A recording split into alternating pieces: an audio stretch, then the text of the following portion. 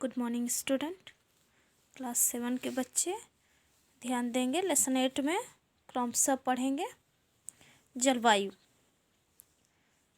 जलवायु तापमान, आर्द्रता और अन्य कारक मौसम के घटक हैं। प्रतिदिन मौसम संबंधी आंकड़ों तथा अनेकों दशकों के मौसम के रिकॉर्ड मौसम वैज्ञानिकों द्वारा सुरक्षित रखे जाते हैं। बच्चे, हमारे यहाँ जलवायु आमतौर से उष्णकटिबंधीय होते हैं। यह आमतौर पर मानसून पर निर्भर करती है। यहाँ 4 ऋतुएं होती है।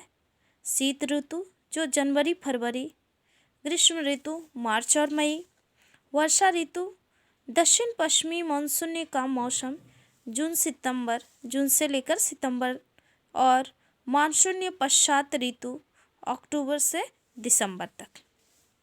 हमारे यहाँ की जलवायु 2 प्रकार की मानसूनी हवाओं का प्रभाव पड़ता है, उत्तर पूर्वी मानसून और दक्षिण पश्चिमी मानसून। उत्तर पूर्वी मानसून को आमतौर पर शीत मानसून भी कहा जाता है। जिस स्थान का तापमान अधिकांश समय उच्च रहता है तो हम कह सकते हैं कि उस स्थान की जलवायु क्या है, गर्म है। यदि इसके अतिरिक्त उस स्थान का अधिकांश दिनों में भारी वर्षा होती है तो हम कह सकते हैं उस स्थान की जलवायु क्या है, गर्म और आर्द्र है। यदि हम भारत के 2 शहरों, एक श्रीनगर दूसरा जम्मू कश्मीर,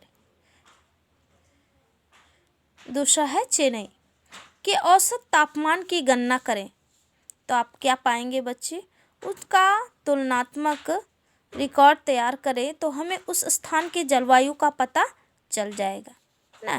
पहले में है क्या, जम्मू कश्मीर, दूसरा में चेन्नई, तो दोनों का आपको पता चल जाएगा कि उसका रिकॉर्ड क्या होता है ना।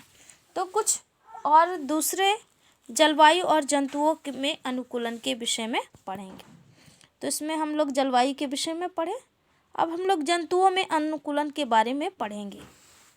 जंतुओं में अनुकूलन में बच्चे, यहाँ पे ऊँट के बारे में आपको बताया गया है। ऊँट के बनावट के विषय में बताया गया है कि ऊँट की क्या विशेषता है ना। ऊँट किस स्थान पे रहते हैं, उनके शारीरिक रचनात्मक क्या उसकी विशेषताएं हैं। तो यहाँ पिछली कक्षाओं में आपने 6 क्लास में भी ऊँट की विशेषताओं के बारे में पढ़े होंगे बच्चे, है ना। तो आइए उसके बारे में हम जानकारी प्राप्त करते हैं। किसी क्षेत्र की जलवायु जंतुओं पर गहरा प्रभाव डालती है। जंतु उस स्थान की स्थितियों में जीवन के प्रति अनुकूलित होते हैं। जंतुओं का यह लक्षण आचरणीय या रचनात्मक भी हो सकते हैं। वह झुंड या ऊँट जो होता है, झुंड या समूह में चलना, यह आचरणीय अनुकूलन है जो उन्हें लुटेरों या दुश्मनों के समूह से क्या करता है, बचाता है। आपने मरुस्थल में जंतु ऊँट के पिछली कक्षाओं में पढ़ा होगा। अब यहाँ चित्र में देखिए, ऊँट के नाक और आँख की क्या विशेषता है। ऊँट को मरुस्थल का जहाज क्यों कहा जाता है। ऊँट के पैर लंबे क्यों होते हैं। ऊँट की शारीरिक रचना के ये सब गुण मरुस्थलीय प्रदेशों की जलवायु के अनुसार रचनात्मक अनुकूल है। तो यहाँ देखिए बताएंगे ऊँट के नाक और आँख की क्या विशेषता है। ऊँट के आँख और नाक की क्या विशेषता है ना। तो ऊँट के नाक में क्या, ऊँट के नाक बहुत ही छोटे होते हैं ना। वो अपनी मर्जी से क्या कर सकते हैं, बंद खोल कर सकते हैं, है ना। आँख जो होते हैं उनके भौहे बड़े बड़े होते हैं। ऊँट को मरुस्थल का जहाज क्यों कहा गया है, क्योंकि वह उस मरुस्थल में रहने के लायक है, अनुकूलित है ना। और उनके पैर लंबे लंबे इसलिए होते हैं ताकि वे जो मरुस्थल में, है ना, बालू होती है उसकी गर्मी से उसे बचाता है, इसलिए उनके लंबे लंबे पैर होते हैं। उनके पैरों में नीचे आपका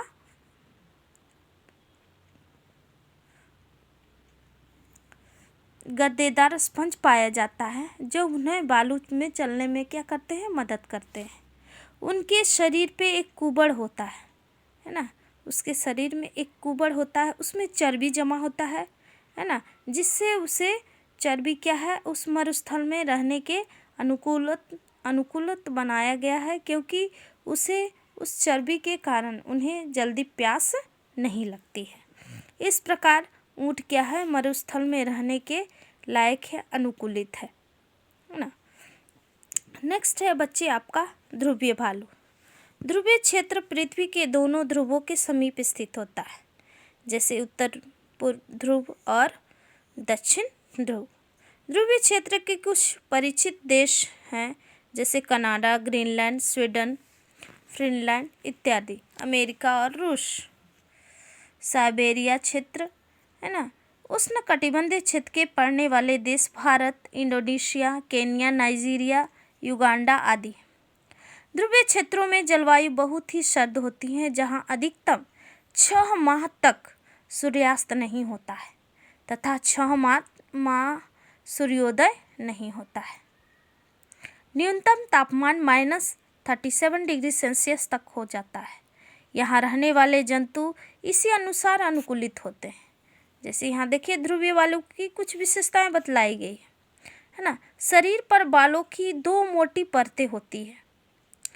इसकी त्वचा के नीचे वसा की एक परत होती है। इसका शरीर शीत रोधित होता है और इसे गर्म रखता है। सूंघने की शक्ति तीव्र होती है। यह भालू को अपने शिकार को ढूंढने और पकड़ने में सहायक होती है।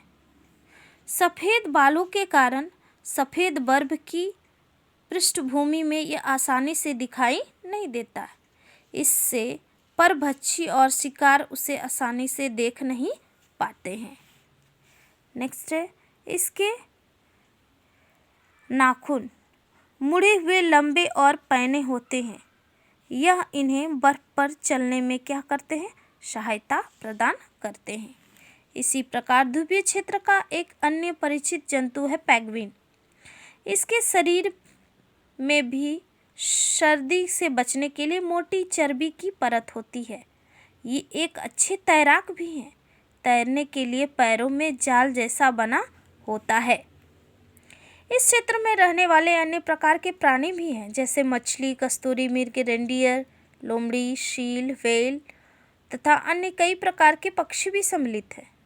मछली ठंडे समय तक जल में रह सकती है, जबकि पक्षियों को जीवित रहने के लिए अपने शरीर को गर्म रखना आवश्यक होता है।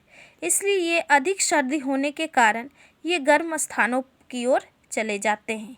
इन्हें प्रवासी पक्षी कहते हैं। जैसे अत्यधिक ठंड होने के कारण उस स्थान में पक्षी नहीं रह पाते हैं, क्योंकि उन्हें शरीर को गर्म रखने की आवश्यकता होती है। इसलिए वह उस स्थान को छोड़कर दूसरे स्थान चले जाते हैं। तो इसे कहा जाता है बच्चे प्रवासी पक्षी। साइबेरियाई क्रेन इनके उदाहरण हैं, जो साइबेरिया से भारत में राजस्थान एवं हरियाणा के सुल्तानपुर में सर्दियों में प्रवास के लिए आते हैं। तो बच्चे आज के लिए हम लोग इतना ही पढ़ेंगे। अपने से एक बार पढ़ के देखिए, समझिए। Thank you.